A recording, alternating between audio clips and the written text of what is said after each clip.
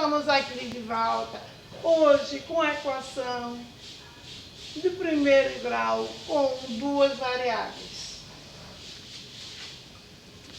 Veja, a equação do primeiro grau com variáveis é uma situação onde a gente consegue fazer com que a pessoa visualizar exatamente o que acontece ao seu redor.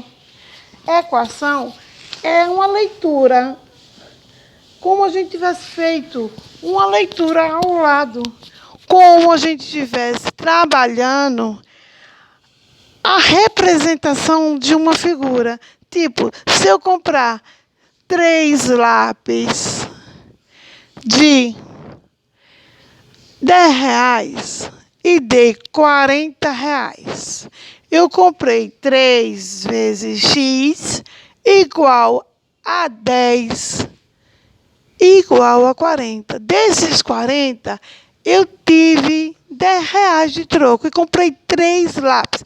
Como eu posso representar isso? Veja ali, está exposto ali, ó. Veja. O lápis a gente vai colocar como X. Então, eu vou ter 3 vezes X mais 10 é igual a 40. Eu comprei 3 lápis e tive 10 de troco. Então, como eu sei que cada lápis saiu? Fazendo o seguinte cálculo. Eu vou colocar o 3x em evidência, porque o x é incógnita. Então, vou colocar em evidência. O 10, ele não tem a incógnita. Então, automaticamente, ele não pode estar no primeiro termo. Ele vai ter que passar para o segundo termo.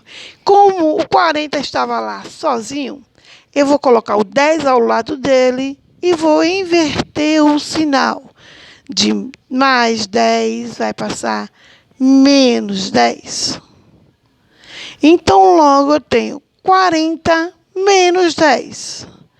40 menos 10 me sobrou 30.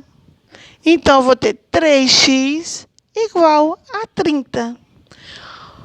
Como tem um número multiplicando a incógnita, eu vou passar esse número para baixo do numeral. Então, eu vou ter, no lugar de 3x multiplicando, eu vou ter x é igual a 30 dividido pelo 3 que veio do outro lado, que estava multiplicando x. Então, eu vou ter 30 dividido por 3, 10. Significa dizer que cada lápis me custou R$10. Isso é uma equação do primeiro grau com somente uma incógnita. Veja esse segundo caso, onde tem 3 incógnitas. Então, ela já entra em equação do primeiro grau com 2 ou mais incógnitas. Veja que eu tenho 5x mais 3x mais 10, que é igual a 3x mais 50. Se você parar para observar, no primeiro termo, que é antes da igualdade, eu vou ter aí o mais 10. E no segundo termo, depois da igualdade, eu tenho aí 3x. Eles estão colocados de maneiras erradas. Porque os 10 não tem x. E o 3x, que deveria estar no primeiro, está no segundo. Então, a gente vai trocar e organizar a casa. Então, eu vou descer ali, ó, 5x, que já está no primeiro termo, mais 3x, que já está no primeiro termo, e vou buscar lá no outro lado, no segundo termo, o 3x que está perdido por lá, e vou trazer ele para casa. Então, ele era positivo, quando ele chega em casa, ele é negativo. Você observou, né? Então, veja que, ao organizar a casa, tudo fica mais fácil a responder. Você vai ter aí, ó, 5x mais 3x menos 3x, 3 menos 3, 0. Por quê? Quando você aplica a propriedade onde tem um positivo e um negativo, a gente vai zerar esta propriedade, porque eu tenho 3 lápis e dou 3 lápis, então eu fico com 0. Sempre que tiver dois números iguais, com sinais contrários, esse resultado será nulo, que significa 0. Dê sua igualdade e refaça a seguinte operação de subtração. 50 menos 10, 40. Veja lá, eu coloquei o 40 ali. O 5 que estava multiplicando o x vai passar a dividir no 40. Então, vou ter x é igual a 40 dividido por 5 é igual a 8. Então, x é igual a 8. Certo? Até aí? Vamos seguir. Quando a gente está organizando, a gente tem que sempre prestar atenção os lados que você está. Porque se você prestar atenção, você faz certinho, sem muitas dificuldades. Veja essa parte aí, como é parecido com o segundo caso. Sendo que eu tenho outros números só para você compreender. Eu coloquei 2x mais 2x é igual a... Fui buscar o 3x no segundo termo, igual a menos 10 com menos 20, mais uma propriedade. Sinais iguais, somas a parcela e permanece o produto. Então, menos 10 com menos 20, menos 30. 4 menos 3, 1.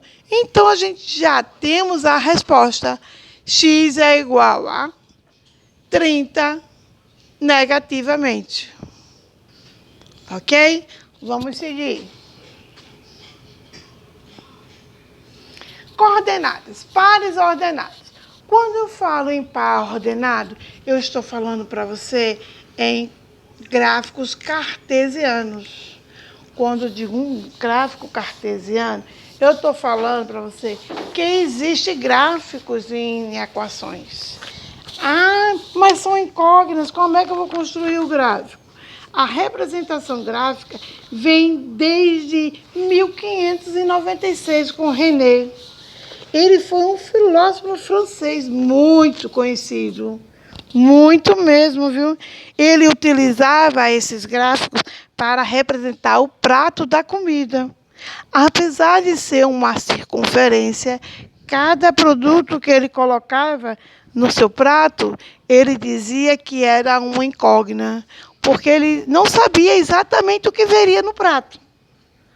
Então, ele chamou uma incógnita e disse que cada produto poderá ser representado num plano cartesiano, que ele utilizava numa circunferência. Hoje, a gente usa no plano. Certo?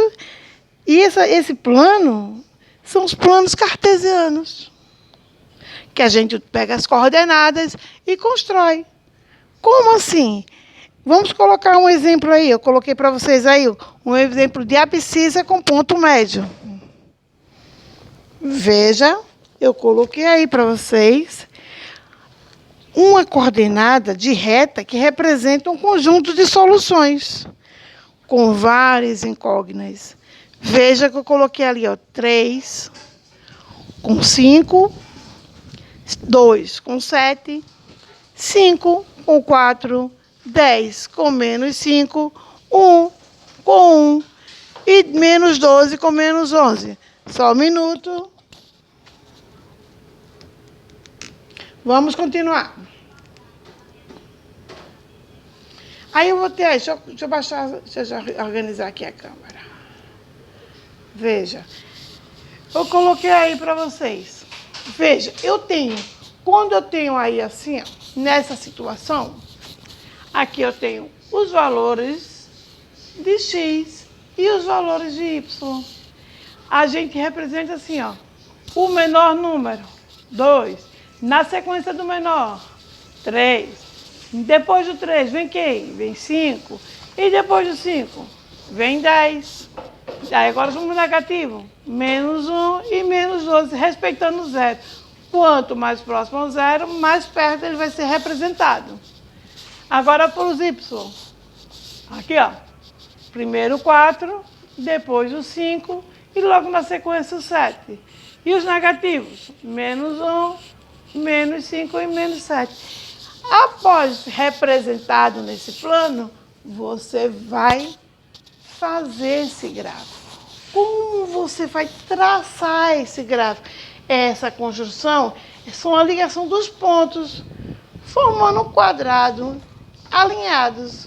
Essa demonstração de conjuntos é um conjunto de solução de números reais que representam uma reta. O mesmo ocorre no conjunto de solução de qualquer equação de primeiro grau, que contém-se incógnita. E o número real. O conjunto de solução nada mais é o conjunto com duas ou mais incógnitas em um só produto. Infinito, elementos dependentes de uma equação com incógnitas, podendo assim ser representado por meio de pares ordenados, que é exatamente esses pares que a gente está vendo. E que você encontra quando a gente lança aqui, quando eu estou lançando aqui esse par ordenado, a gente vai ligar aqui, ó, 3, x3, y5, par ordenado, 3,5. 2, 7, x, 2, y7, par ordenado, 2, 7. X, 5, y4. Uniu aqui, ó, os dois, par ordenado, 5,4. X, 10, y5. Aqui, ó, fiz o tracilhado, par ordenado, 10,05. 1 com 1, par ordenado, menos 1 com menos 1. 12 com 11, par ordenado, 12 com 11. Quando eu digo um par ordenado, é simplesmente o traçado de uma questão. Certo? Quando a gente traça, a gente está ordenando como ele vai ser representado. Até logo, até o próximo vídeo. Espero que vocês tenham utilizado isso para organizar o pensamento de vocês. Eu tenho certeza que vocês aprenderam e vão colocar em prática. Certo? Então, até logo!